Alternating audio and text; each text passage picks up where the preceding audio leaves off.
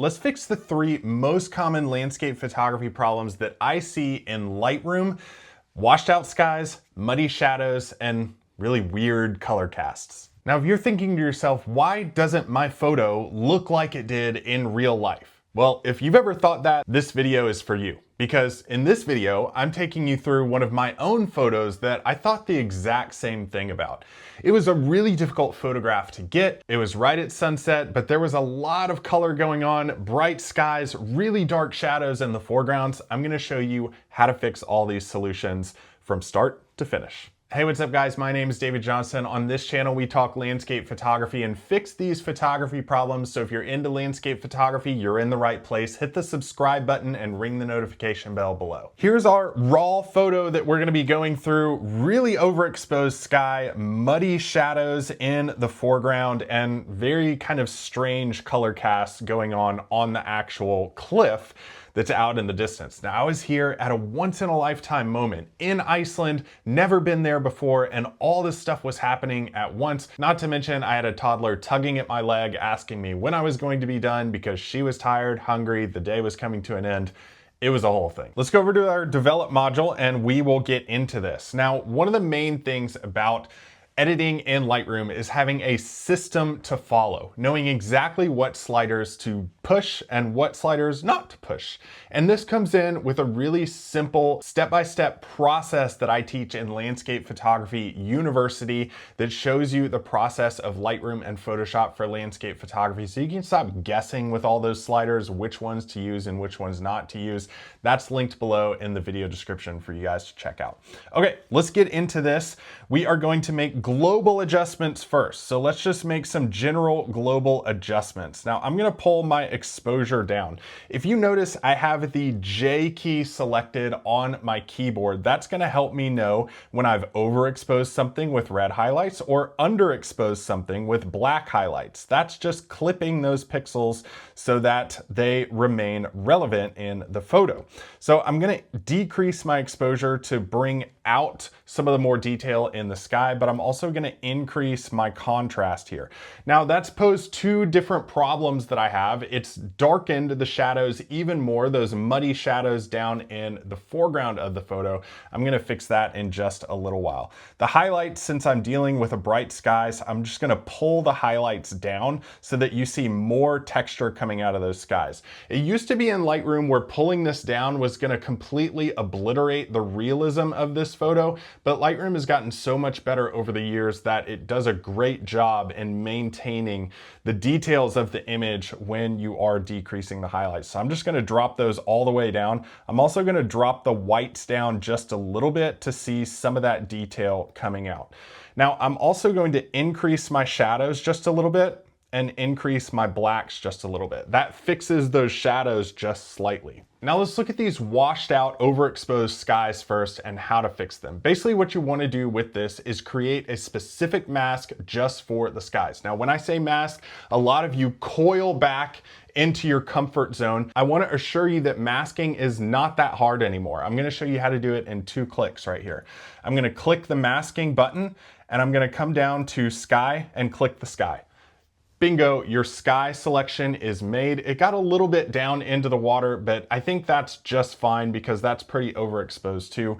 It did a good job selecting out that sky. What I'm gonna do is deselect overlay right here, and I'm going to drop those highlights even more. I'm gonna drop those whites even more as well, but I'm gonna increase my contrast to increase the details in that sky. And I'm also going to come down here and decrease clarity for the sky. Now, why am I decreasing the clarity in the sky if I want to bring out more detail in that? Well, our eyes see landscapes a little bit differently than our actual cameras do, and to compensate for that, we know that things further away from the camera are in less focus for us, so we're just gonna drop the clarity on that to make it soft edges of those clouds and make it a little bit more realistic. So that's what I'm gonna do with this photo. I'm gonna get to colors in just a little while because that's the 3rd problem that we see a lot in photography. So I'm just gonna drop those down and just gonna check down here, see if there's anything else that we can do. I think that's pretty much it that we can get to down here.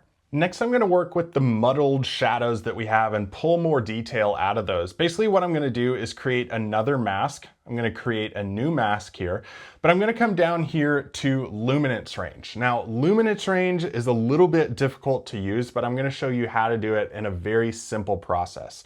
Basically, when you take a photo, every single pixel in your image is represented by three things: your hue, your saturation, and your luminance.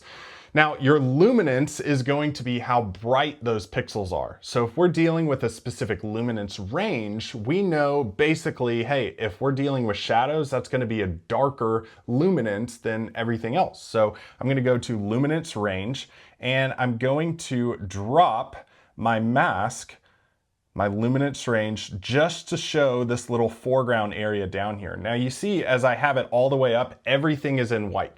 That's saying that everything in this photo is going to be adjusted based on what you do with this mask. But everything becomes less white, and I'm really secluding those white areas or the masked areas to this rock formation down in the foreground when I pull that luminance range down. Remember, white means it's being adjusted, black is not adjusted. So I'm going to finalize my range right about there, deselect show overlay, and now I'm going to come down here into my shadows, and I'm just going to lift those up a little bit. I'm going to increase my contrast in those, and I'm also going to come down to clarity, and I'm going to increase my clarity on those so that a lot more details come out of that section of the photo. So I'm done with that section. Now let's get to the colors. This is the third problem that I see so often in landscape photography when we're dealing with our images. Let's look at the before and after before we get to that. So here's the before, really blown out. Here's the after. We've controlled those highlights and we've brought out more detail in the shadows. Let's go back and fix some of these colors. The most powerful tool that you have at your fingertips in Lightroom is the color mixer tool. Why more landscape photographers aren't using this tool is a complete quandary to me. I don't know why that is, but you have to use this tool. Basically what I'm going to do is select out this color dropper, and I'm going to hover over different colors in the image. So this color down here, kind of weird colors going on in these rocks down here, I'm going to click right here and it's going to select out this kind of tan. Now if I go to visualize range, you see that just these tan objects are selected. I can increase that range to make it more of a wide selection, or decrease that range to make it more of a secluded section.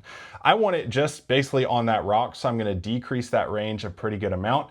I'm going to deselect visualize range, and I'm going to play around with that hue just a little bit to make it a little bit more of an orange, because that camera, the white balance that I was using kind of was struggling with the dynamic range going on in the photo. So I'm going to decrease that to more of an orange. I'm going to increase the saturation on that to make it stand out more. And I'm also going to increase the luminance on that color, because your eye is always drawn to the brightest part of the photo. This C formation, this rock formation, is my subject of the photo. So I want it to be the brightest part of the photo. So I'm going to increase my luminance on that, and maybe just increase the saturation to pull out a lot of that detail too. Next, I'm going to play around with these greens up here that kind of got lost in the color as well. Visualize range. I'm going to decrease the range so it only shows up in small areas.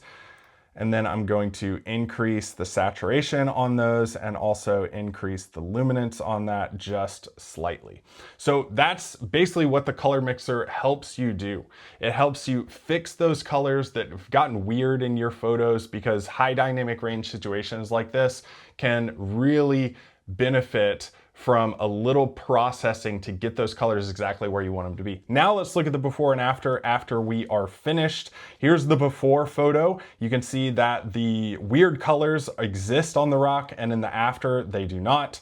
And it just overall looks a lot better. We've controlled the highlights, we've brought out the shadows and the details in those shadows. That's exactly how you fix all these problems ailing you in your Lightroom photography. Again, that course that's going to show you the step-by-step process, way more than I talked here, is going to show you exactly how to edit the best photos possible. That's linked in the video description for you to check out. It's called Landscape Photography University, and I'll see you in there.